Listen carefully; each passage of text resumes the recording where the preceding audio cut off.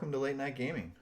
I'm Poem. I'm with Mcbober, Solo, and Remedy. Welcome back, Remedy. What's going on, guys? Hey, So, Yeah, we're The gonna moon is pitch black. be we're gonna be talking Star Wars Unlimited, and we're gonna be talking about this. What are they calling it? The quick start rules for Spark of Rebellion. So, real quick, just wanted to kind of comment on the fact that you know, there's been a discussion on Discord about these leaks at this point. We weren't like the first ones to come out with a video here. I mean, it seems like these are kind of common knowledge in the community at this point. And so that's, our timing on this is just, we're just trying to add to the conversation. And, there's a lot of interesting things to talk about here. So, the first thing I wanted to do is just what are your guys' first, takeaways and first impressions on the rules overview? Any big takeaways before we get into some more detailed questions? Who's gonna go first? You guys can just chime in. Sounds like you're first, Solo. Um, I think it was actually pretty revealing. I think the biggest takeaway are the speculation. I would like. I want to speculate about the different aspects that they released that are in the rules. I think there's six of them or eight of them. Um, so that's a huge takeaway. And that you can use up to three, but I don't want to get ahead. But that's the huge one for me. Okay. I think I quite like that. It seems like the game fundamentally is relatively simple, and there's only a limited amount of things you can do on your turn. But there's a lot of depth within it because of how the round is structured, plus how deck building is structured. I think there's actually, yeah, a significant amount of depth that isn't really fully apparent just from looking at, I guess, superficially what the rules are. But I think that's exciting because it means that the game's probably quite accessible. But if you put in the time, there's probably a lot of reward from getting to learn the system in and out. Similar to Destiny in that front. Like the game sounded simple, but it was quite complex at the higher ends. Super complex. Uh, Big takeaways there, McBobber. yeah, I mean, it's cool to know how the game plays. We pretty much have the gist of how the game flows and how it works. Obviously, we don't have all the cards yet. We got a few more here, but it definitely gets me hyped to want to jump into the game and play it. But there's a couple surprising things that I didn't expect from the rules as we get to see them here. But for the most part, it is fairly Hearthstone-y, as kind of we were speculating, but with a couple twists on there that I think are interesting. All right. Um, so let's go through some of these cards that were kind of shown in the rules. So we've got these bases: command center, administrative tower. We got Vader's lightsaber attached to a non-vehicle unit when played. If attached unit is Darth Vader, may deal 4 damage to a ground unit. Sorry. We got a Death Star Stormtrooper TIE. What's LN? TIE LN Finder. It's kind of bizarre. Um, Alliance X-wing, Yoda, and a Vanquish event. So, what do you guys think about these cards? Can you speculate on the power level of any of these? I think Yoda looks awesome. I mean, any card that draws more cards in a Hearthstone type game, which this seems to be, is obviously going to be good. So he seems very solid. Are we gonna just call this Star Wars Hearthstone? I mean, there's definitely enough difference that it's not exactly a reskin of Hearthstone, but there's a lot of similarities as well that I think a lot of what's good in Hearthstone will also be good here. So there'll be some parallels drawn, I think. So that was actually one of my questions, and I kind of wanted to talk about like a couple categories here. I want to talk about game design and then game strategy. So we'll talk about design first. My first question within the game design category here is this game too similar to Hearthstone? Do you think it's unique enough to provide a novel experience to the player base? I definitely think it's unique. I mean, besides the Star Wars license over the Warcraft license, and it being a physical game over a digital game, um, there's quite a bit of differences. I mean, you got upgrades. Hearthstone doesn't have upgrades, as far as I know. So you got the whole land and air gimmick, and so there's definitely quite a few things that are different going on here, and the way deck building too with the aspects that's different from the way Hearthstone does its deck building as well. So there's a lot of different stuff going on, and the resource generation too is handled a bit differently as well. I'm sure we'll get into that at some point. I think the other thing is that it's a back and forth game, right? So it's not like you have your full turn and can do all your optimal trades, and then you pass the turn over to your opponent. It's you get one action, and then your opponent gets one action. That's Um, true. and Mm-hmm. and I guess coming back to it, Hearthstone was inspired by the WoW trading card game originally, and there's a bit of DNA from that sort of has carried on here.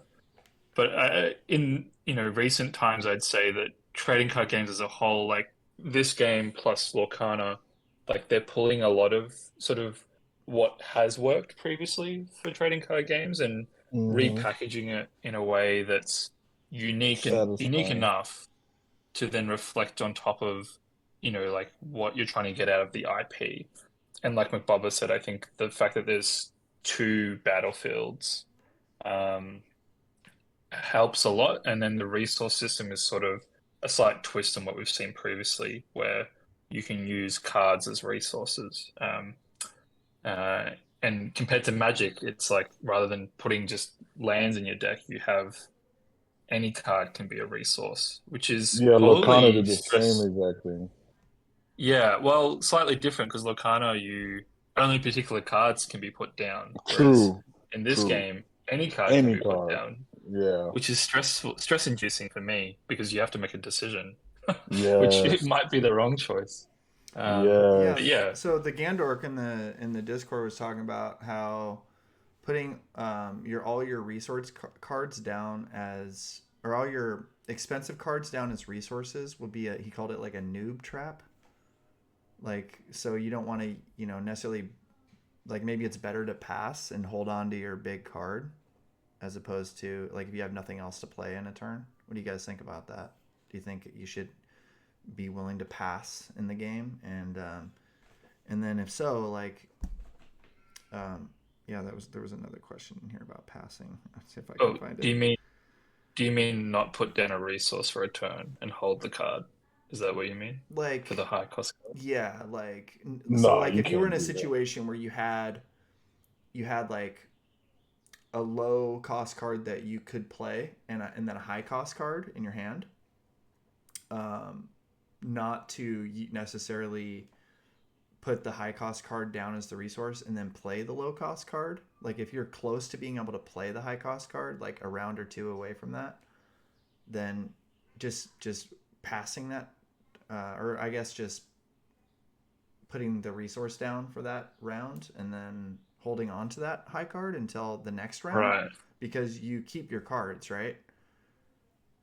Yeah, Yeah. that's what he was I trying. I think think he was referring to that because like in the late game, like you need your big cards to like win the game. Like so, Yeah. yeah. I mean, we haven't seen enough of the card pool, but I'd say it depends how tempo focused the game actually is. Like, if you need to be putting threats out each turn versus can you take a round off where you don't play things? Like in Hearthstone in the early days, like missing a drop. Like if you fell behind a round, unless your deck was built with comeback mechanics, you like it was very hard to come back because you essentially gave up a turn where you didn't use your mana.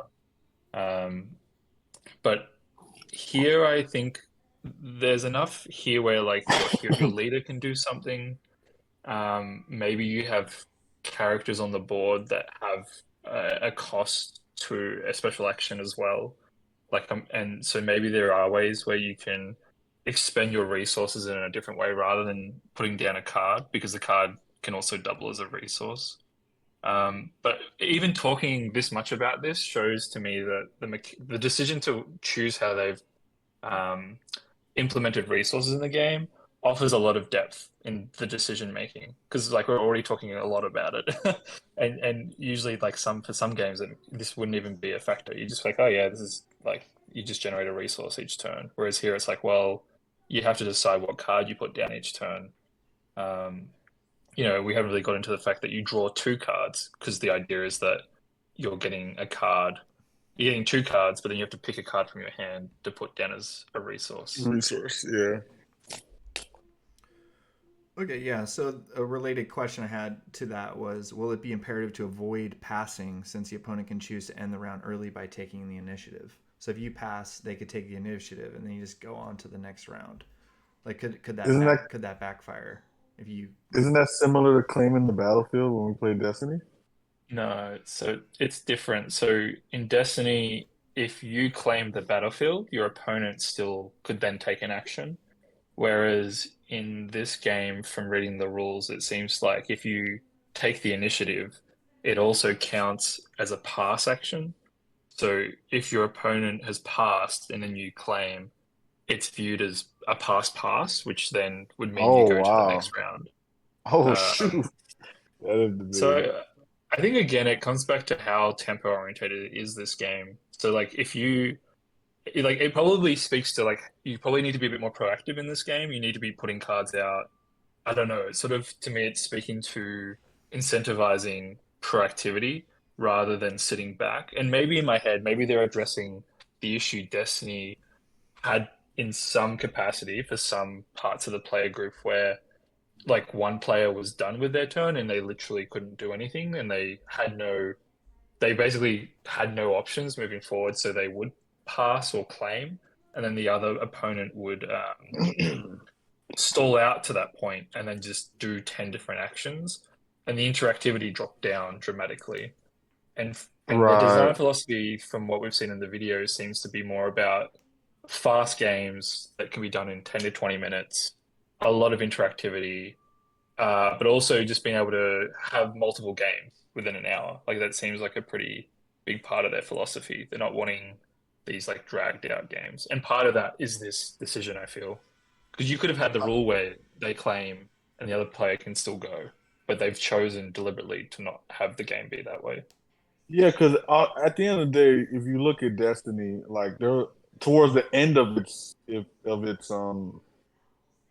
before it ended, you had turns where you had teams and builds where it's like, I'm gonna stall you till I know you have nothing else to do, and you're all you can do is claim or pass, and then I just blow you out, and I just do my 50 round turn playing solitaire, and those turns felt really bad. So wait, I mean, I'm just trying to understand it. If someone, let's say I take an action, I attack your base with one of my units, okay, and then you take the initiative.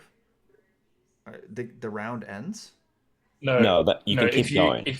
I can. But if you had If you're passed, stalling, if you and go then the other, past, I guess remember we and can do it. then the other person claims, if you pass because you're waiting for an opportunity to implement your action plan, if you pass, if your opponent claims the battlefield, it's They lose considered their a round. pass as well. So then the round ends, but So they now in have the Yeah. Destiny, initiative. if that we had that exact same scenario and I passed and then you claimed, then I could keep going. Yeah, then Right. you could I do see. you could roll out all your supports. You could Yeah. discard to reroll until you flip all to damage sides, and then kill one of the kill one Gotcha. of the opponent's Gotcha. heroes. Gotcha. Yeah. Like.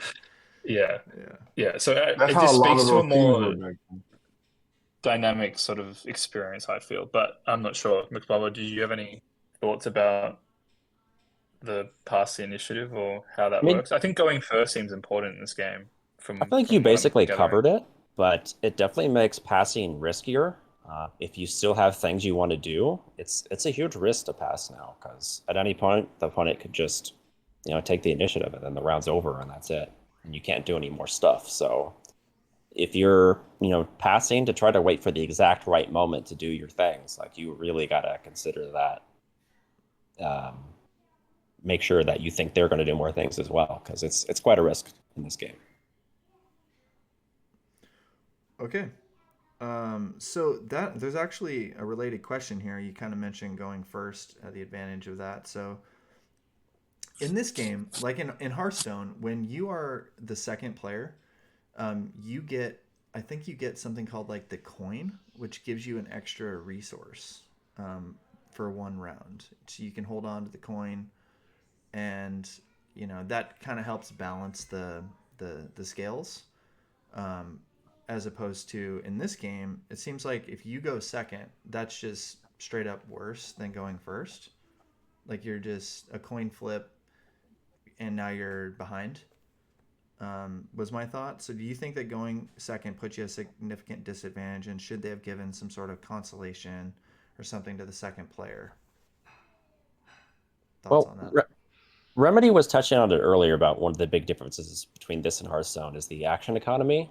Because in Hearthstone you take your entire turn, and then the other player takes their entire turn, where they play all their cards, they do spend all their mana, they do everything, and then the other player does all their things. Whereas in this, you're going action by action, just swapping back and forth.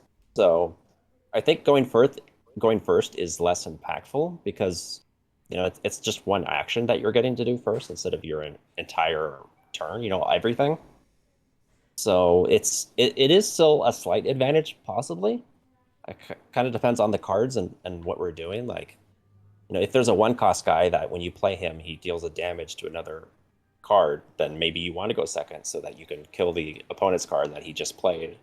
But it just depends on what the cards are and what they do. I think in my head, it's sort of like the turn you pull out your leader because they are ready. Like being able to do that first might help you sort of gain control of the board state. But again, it probably speaks to as the game moves through the different phases, like early game, mid game, late game, you probably want to evaluate like how important is it that I go first in the next round. And then you probably need, and similar to Destiny, you probably have to do the math on like, well, if I go first next round, can I deal enough to the base to win? Or, or like, do I need to go first so I can play my layer, for instance, to tap out their big dude? Versus if they get to go first, they can swing in, and then it doesn't really matter.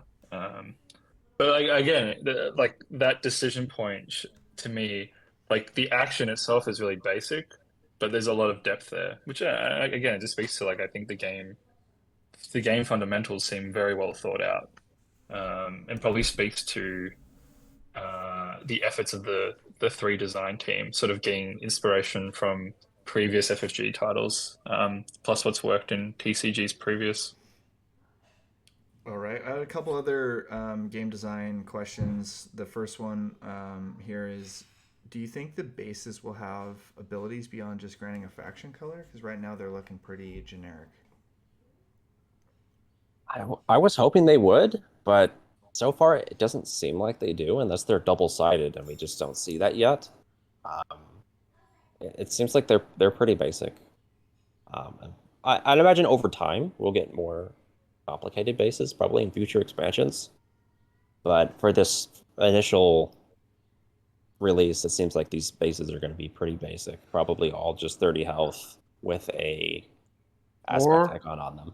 you know what I think? I think we're just seeing a few.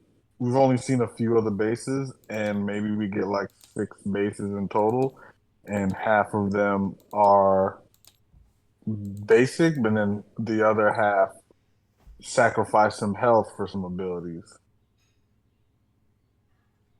I hope to see that.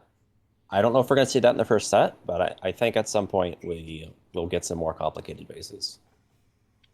I saw someone had a good theory that you might not see a heroism or villainy base aspect, because in my head I was like, how do you actually differentiate light side from dark side in this game?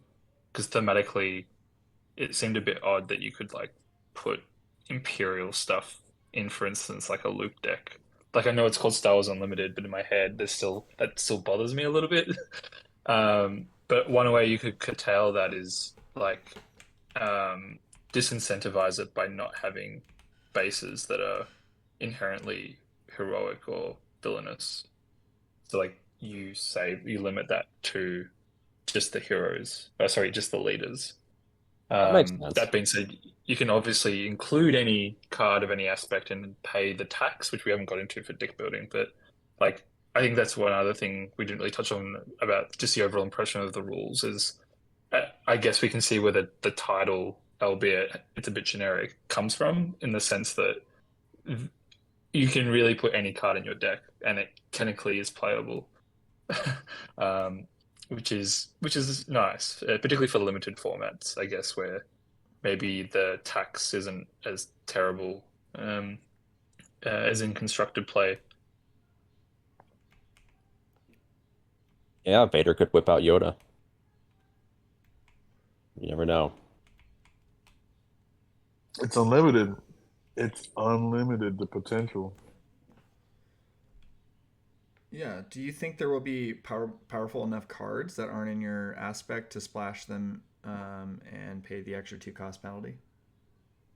That's more of a strategy question, but it's just kind of related to what I you were mean, talking about. if we look at this card that they spoiled called Vanquish, like if there's not really much unit removal in the aspects you're running in your deck, you might have to consider like, is it worth running a copy or two of Vanquish just so you have the ability to clear a unit? Um, Well, I do. I want to say this because something that we were talking about earlier. It says defeat a non-leader unit. So if you do whip out Vader, you're not going to be able to vanquish Vader, but that's a good sign. So it's not like a total loss if you drop a saber on Vader, you know. So that's a important thing to pay attention to.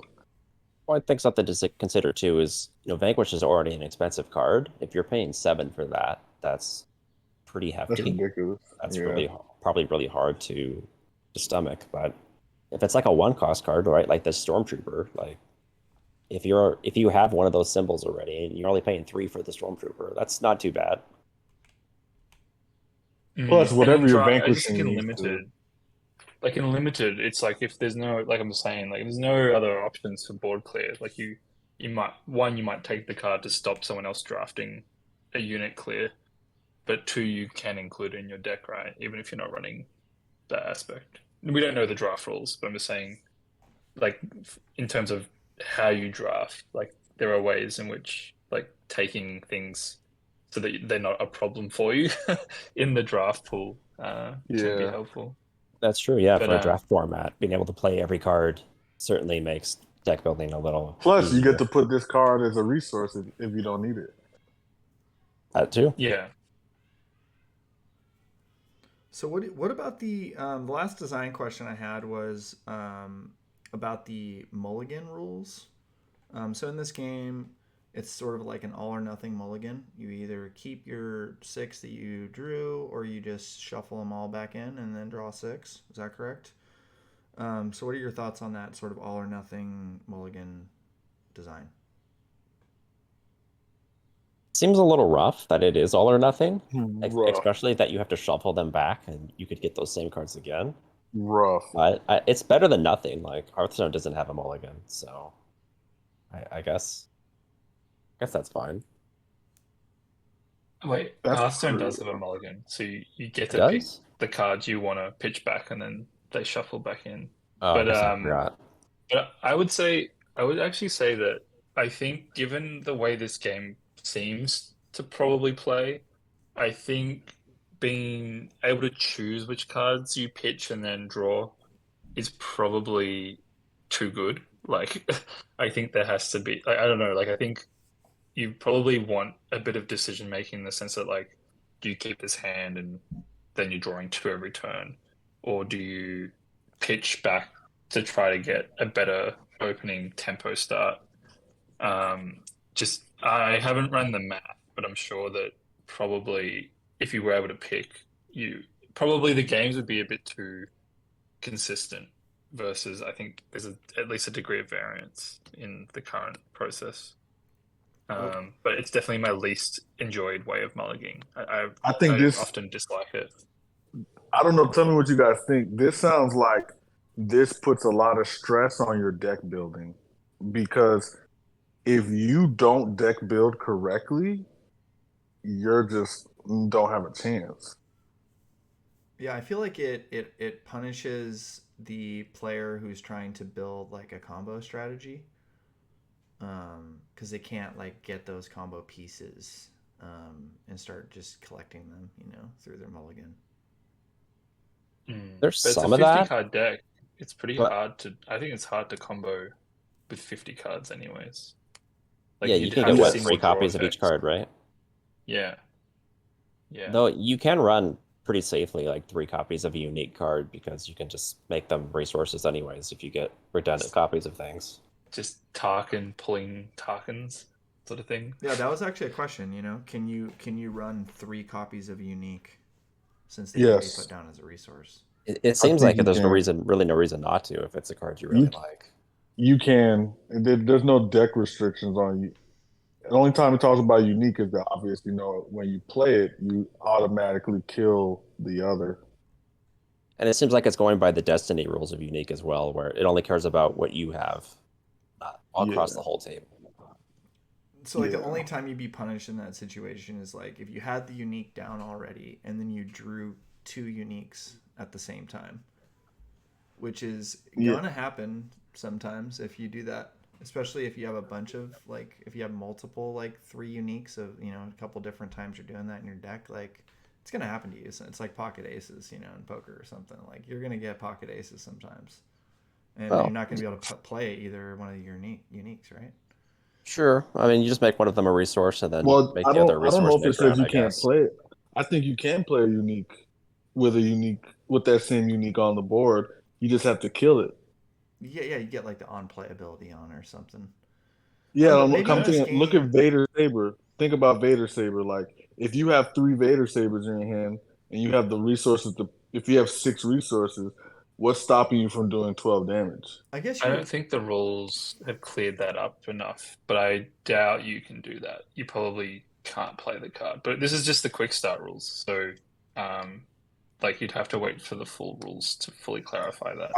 But Yeah, I yeah, doubt you can do that. I wonder how like card starved we're gonna be.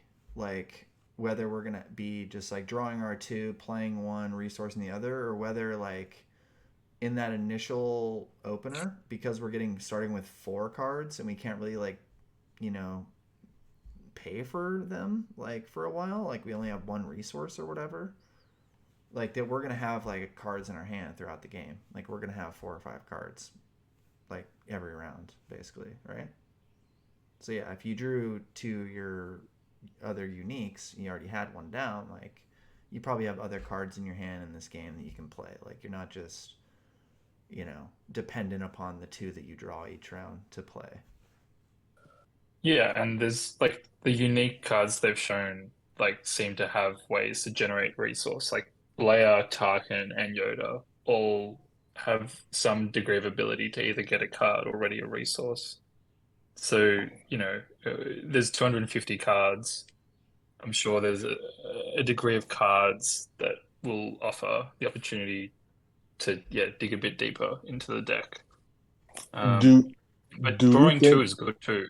Like that's a healthy thing too. I think if there was draw one, then this game would be probably a bit harder to swallow. Like you would probably run out of cards pretty fast, or the valuation of cards that drew you more cards would be a lot stronger.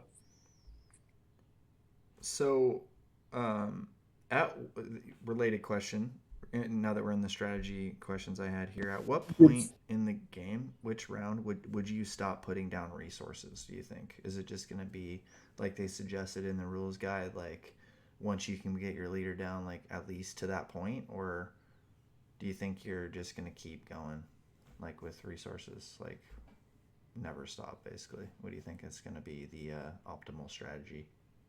It probably depends on your deck and how much card draw you have, but I would think, yeah, probably once you have enough to get your leader in play, like 7 or 8-ish, I would think would be enough most of the time. I wanted to say this. How much do we think?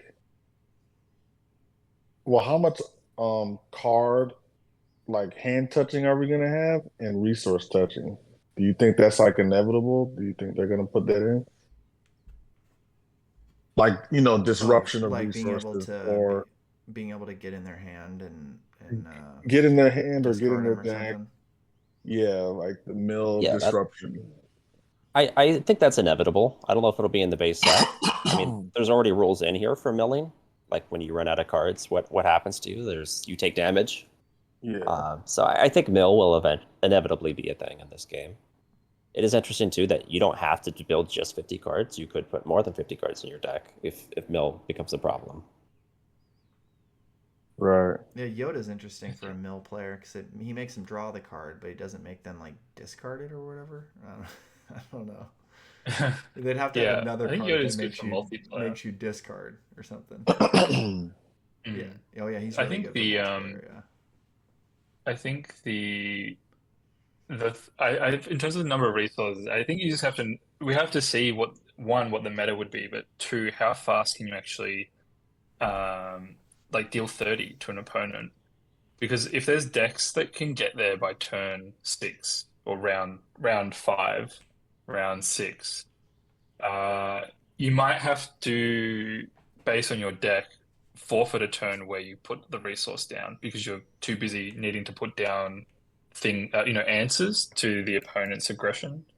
Um, like I think again, it's like an interesting decision of like, well, can I actually put down a resource this turn? Like ideally, you want to get to where you can get your hero because that's another card that you can put into play.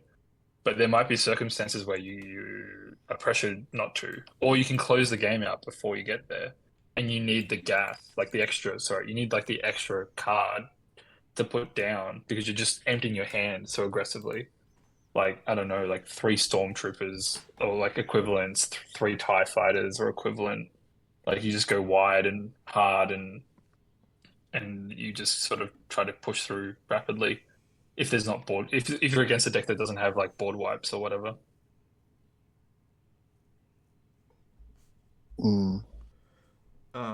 All right. So a couple other strategy questions while we're in this category here. Um, do you think that Voltron is already dead on arrival because of like the ability to just defeat a unit? Like Vanquish is already in the game, for example. I mean, they haven't shown enough cards of like who would you like what sort of card would you want to go tall with outside of a leader? Um, like yeah, we don't even know like what's the ceiling on a cost of a card. Like, is there like an 8 drop Palpatine or a 7 drop Millennium Falcon sort of thing? Yeah, it isn't Vanquish. Does it target? It's not ground unit, right? It's just any Just unit. any Any non-leader. leader, non-leader, yeah. Yeah, And we so don't know what that's the interesting cheapest leader is too. going to be either. You'd think there'd be Yeah, like a ship, right? Like there's going to be a ship with like turrets or something. I mean, that's what I'm thinking. I'm the ship with turrets guy. yeah, I or mean, like we a could Death get a really Star. cheap leader too. That's easy to Voltron, Hmm. Hmm. who's safe from And then, Vanquish. and how many upgrades can you put on people? Like, Yeah, yeah, I was like gonna none of ask that's that. How really many clarified. upgrades? It's probably you can probably do whatever you like with it.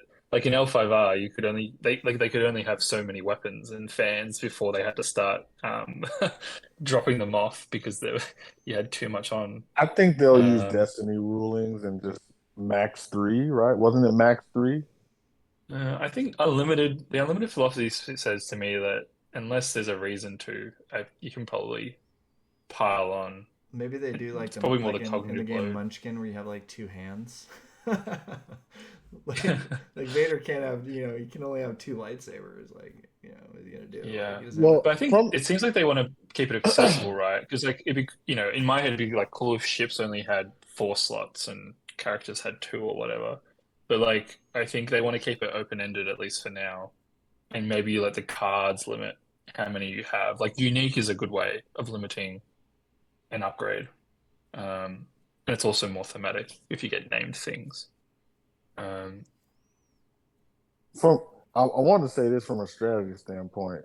I'm not sure if we spent enough time because I can't remember a game where you had two areas that you had to be concerned with from where damage is coming from. You know what I mean? Like with the ground and the space.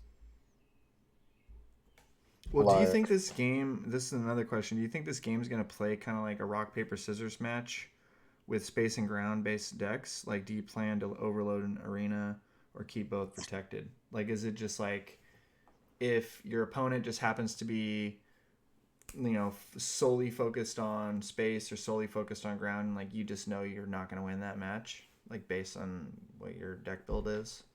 Like, are you, or do you just have to go into the game in your deck building just knowing you have to have units in both arenas? you probably have to have answers. Like I don't know if in one set of cards there'll be enough of a card pool where you can have answers rather than you need units and events to address it. I think the interesting thing to me is like if you look at the cards they showed, the Stormtrooper and the TIE Fighter um, cost the same in terms of resource, but the Stormtrooper deals more damage, but it needs 2 aspects to be played, whereas the TIE Fighter only needs 1 aspect. And that's interesting because one costs for four worth of stats versus one costs for 3 worth of stats, and how they sort of balance around that. Similarly, if you look at the X-wings that they've shown, um, like yeah, it's sort of it's a little bit hard to work out what they value one resource at. But comparing it to a ground unit and an air unit, like there is a different dynamic there at least from the 2 cards they've shown. Like who knows? Like again, we've only seen such a small amount of the card pool, but I thought that was interesting also. And they also referenced some cards having multiples of the same aspect icon on them as an option. So, yeah. like, they could have 2 heroism icons on that card. So, unless you have 2 heroism icons somehow, maybe one from your hero, one from your base, then you're going to have to pay that extra 2 resource tax to play that card. Which is also kind of an interesting way to balance some cards, make them more restrictive to play, but they might be higher power level. Are they just gonna give us like 6? I mean, are we expecting out of the box to have 6 different bases, or I guess yeah, like shouldn't we, so we can have the double icon thing? That's probably what I would expect, but I don't know. I mean, Remedy could be right. They might not give us heroism and villainy aspect bases, but I at least think we'll get the other 4 for sure. Okay. But it wouldn't surprise me if we get all 6. I mean, there's some villainy bases probably, right? I'm pretty sure there is. Well, do you guys think the aspects will be balanced? Will there be an opportunity to create unique and dynamic deck builds, or will the meta be funneled towards certain aspects? Well, that's too hard to answer right now without seeing all the card pool. But I mean, I'm sure there'll be standout decks that are popular. But hopefully, if the game's well designed, there'll be multiple decks that are viable and popular from different aspects. Okay.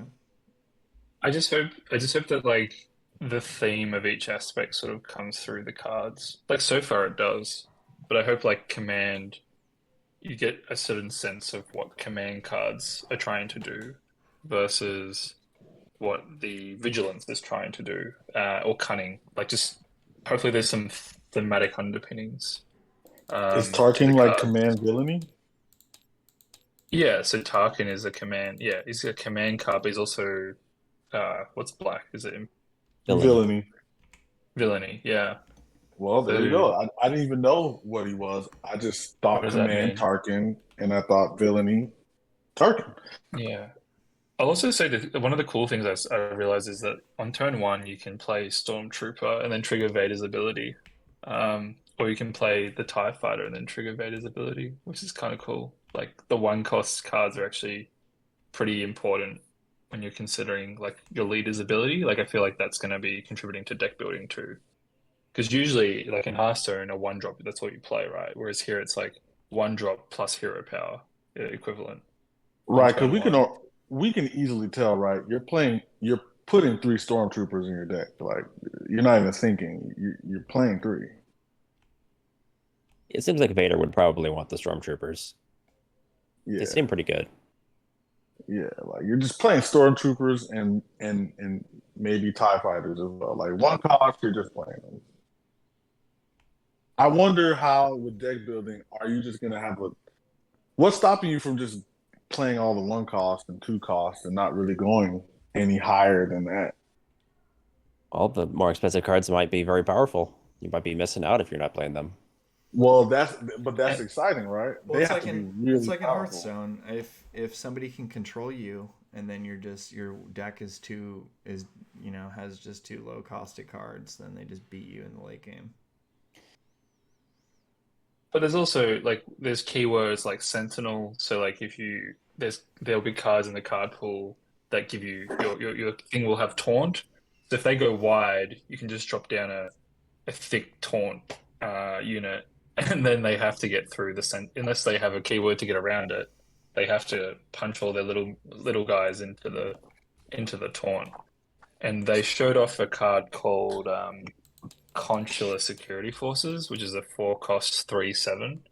So like if you can What give that's something making? that beefy Sentinel, then you're gonna have a good time because like the Stormtroopers are just gonna have to trade um, into them or whatnot. Forgot to And make I that. do like that. I do like that every interaction is trading. Like it that's something in the rules that I caught, which is in Destiny, it was like I'm just doing damage to you, but it's not like you're doing damage to me when I swing on you. But in this game, if I swing on you, I'm getting swung back on. And But interestingly, you only get the one attack triggers like for the attacker. So like there's an incentive to swing in, right? I think like for instance like with Yoda, it's like you'd want to swing in like on the base and then let them trade into you if you can't favorably trade yourself right. because you get the triggered ability for swinging in, but then getting no damage back on the swing in is optimal, and then you let them trade into you because But you but get a see card. but see I like that because it kind of plays like chess a little bit, where it's like, are you willing to trade with me? Can you trade? Am I going to be rewarded for trading? Because, like, for instance, I could build a deck where I'm at a trade advantage and I'm taking out all the units you're putting down because I can just trade better than you can. Well, usually in Right. Hearthstone, it's Well, like the person that's ahead is just going to the face, hitting the hero in that game, and then the person that's behind is having to like try to do trades just to get like the board state under control, if I recall. I think it's actually more usually. Well, I mean, the only streamer I watch from Hearthstone, that's his thing, is like he will always trade to have control of the board state, and then once you've optimally traded, you try to get ahead by getting tempo.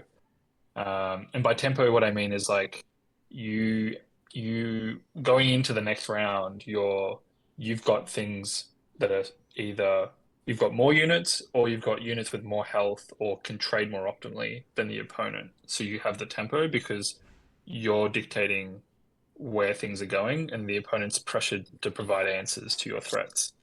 Um, Interestingly, though, in this game, because at any point you can get enough resources down to flip your leader, you always have like a not a comeback mechanic, but you have a way to put a stocky unit out into play, ready to swing, um, that can help you sort of stabilize as the game moves forward. And like Mcbober said, there might be some leaders that cost less, um, in which case you might be able to get a stable board state earlier.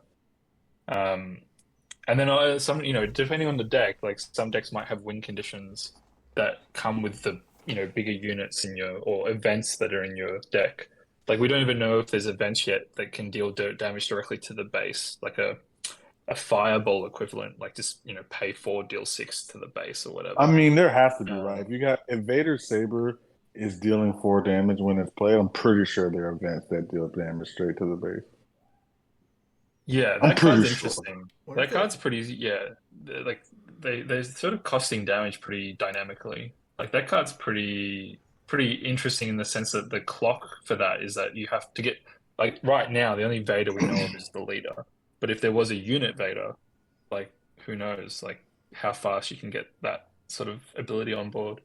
Do you think they'll have other Mm. Hearthstone type mechanics, like where you can, like freeze the units and things like that? Oh yeah, I think so. Like AOE type I, events. They have a freeze. They have, I mean, all sorts of kind of things like that. I just wonder if I they're gonna think, do similar I think tactics. isn't the Leia kind of this? Isn't Leia that like she doesn't yeah, freeze, but she exhausts? exhaust is the equivalent, right? It's like Mm, Yeah, exhaust is kind you've of like a freeze. yeah.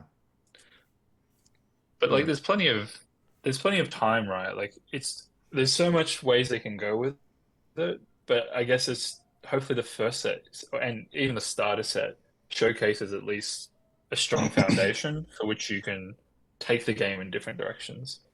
Um, So what do you? A yeah, couple more questions. Do you guys think a shield strategy will be viable, since Saboteur is in the game, and Saboteur just Absolutely, removes all shields?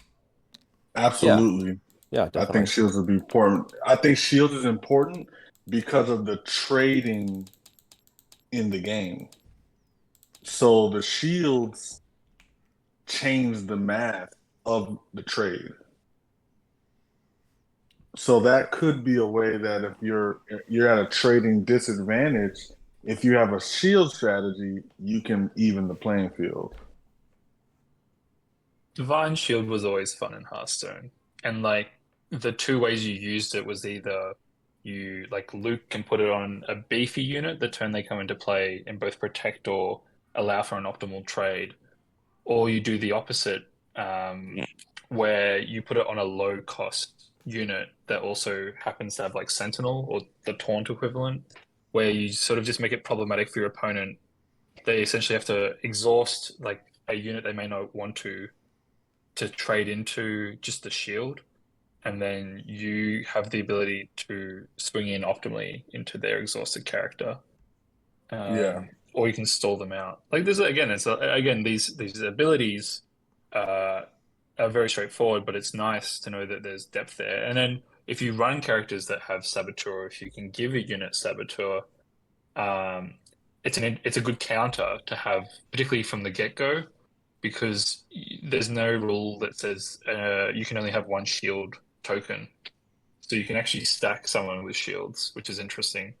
And each time you use one, you only knock off one shield. So Saboteur is great because you can actually just get through like 3 shields or whatever degenerate deck someone comes Yeah, up oh with. yeah. I feel like stacking as many shields as you can on a guy's strategy is just weaker, than it could be because of Saboteur. Just defeating all shields seems very powerful. It seems like the Sentinel seems like pretty strong. Like you set up a Sentinel and you make him beefy, then you can have all these other units that are doing things for you every round. Maybe there's like ones that ready or resources and do all these passive things for you that you can keep hmm around longer. Maybe, I don't know. That seems pretty good. So I mean, I also like that there's the ambush and raid, like the card sort of things that incentivize trading or like combat. So like ambush is like after you play the unit, you may ready and attack an enemy unit. So you can only do it if there is an enemy unit to attack. So you can't trigger this ability if the board is wide open on the other side, and you don't have to do it. But if you do ready them, you have to attack, which is interesting. And then raid is good too, where it's like while this unit is attacking, you get extra power equal to the raid value. So again, being on the proactive side is being rewarded rather than the reactive side. But hopefully there's enough interplay between the two so that if you are more a control player, there's enough tools for you to be reactive. And if you want to be a proactive player, you can. But the game seems to be setting up for a more proactive play, at least at launch, from what I can see.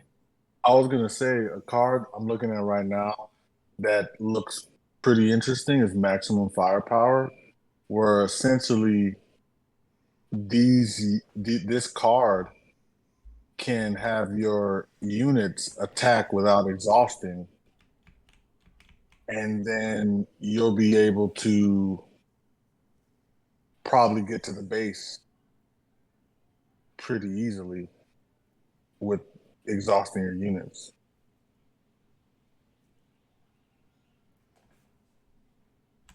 Yeah, I'm not. My brain isn't big enough to comprehend exactly what this card is doing.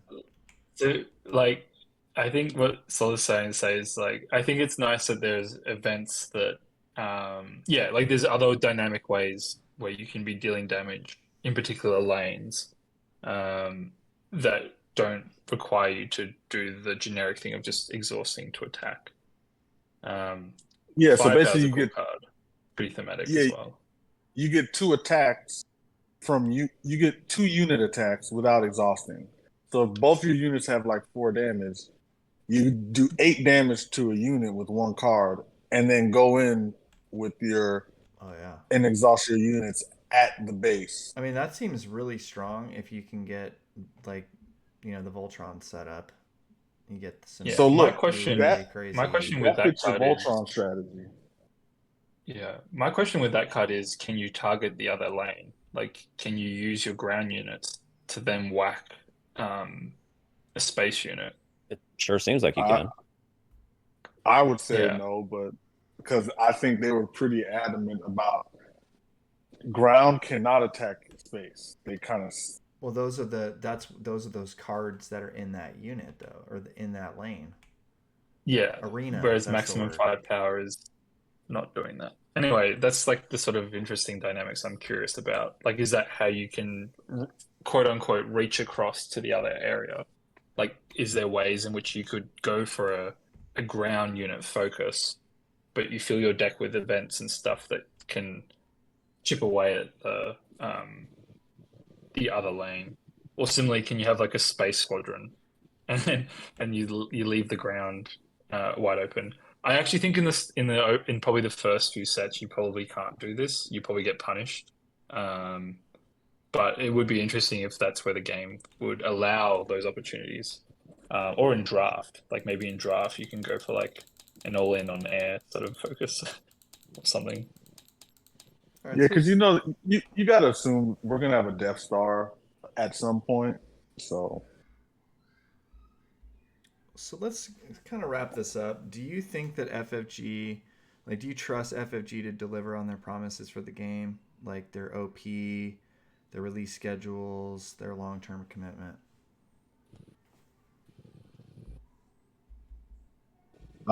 they gotta prove it, man. Unfortunately, they just have to prove it. They're not getting any benefit of the doubt until they just do it. Yeah, it's I a think little that early to say about hitting all their OP and release schedules without, seeing a little bit of proof first. But I'm definitely hopeful that they're going to try. But we'll see what happens. Do you think they're going to provide nerfs in a timely manner? That I don't know. We've historically been pretty reluctant to nerf cards, and do erratas and such. I don't know what to expect on that front. I think I think they'll have to, yeah, there's a lot of like question marks around a lot of that, but from what they've seen so far, they seem to want to be a slightly different company, and their philosophy seems a bit different than what it previously was. Um, and the crew that's there now seems pretty focused on delivering this product. Um, and like, it sounds like they've got 3 teams at least working on it. They've worked on organized play since they started working on it. From that video, the live stream, they sort of said they've been working on OP for the past 3 years. Now whether they implement all this, like we've had promises before, but in some ways, I think they deserve the benefit of doubt. But I would say that if they don't deliver on this moving forward, then like I'm not really sure how much grace is left. But it's a Star Wars game from FFG, so I told myself I wasn't going to get back into the boat with FFG, but here we are. I'm pretty excited for this game, and I'll be shuffling cards the day that cards hit Australia, which hopefully is the same time as you guys. All right. Any other closing thoughts there, Mcbober, Solo? Man, I really had a question about competitive play, and I just can't remember it. Ugh, I hate when that happens. I'm just hoping my Um, my locals, the guys show up, they get into it, like get the band back together. That's what I'm hoping for. I miss those guys. Yeah, I hope this catches on locally here too. But I got a pretty small community, so we'll see what happens. But yeah, I'm looking forward to the game. I like what I'm seeing so far, and I have high hopes. I'll listen. The game looks phenomenal. Um, listen. It's just hard to mess up the Star Wars IP. Like the IP is so fulfilling in so many ways, especially with all the new content that Star Wars has been making as of late. Like, we're all dying for an Ahsoka and, you know, Tarkin, not Tarkin, Thrawn, we're all like Yeah, head over this heels for IP that has stuff. me hyped. I mean, I haven't gotten it really interested in the Disney Lorcana thing, partially because of the IP, I think, and so Yeah, the IP is I'm hard. definitely all in on this game, and I'm just hoping for the best. But so far, it looks good, and yeah, I just wanted to thank McBobber, Remedy, Solo for you guys having this conversation, and for the viewer out there, if you made it this far, you're my hero. Thanks for watching, folks. Peace. Thanks, guys.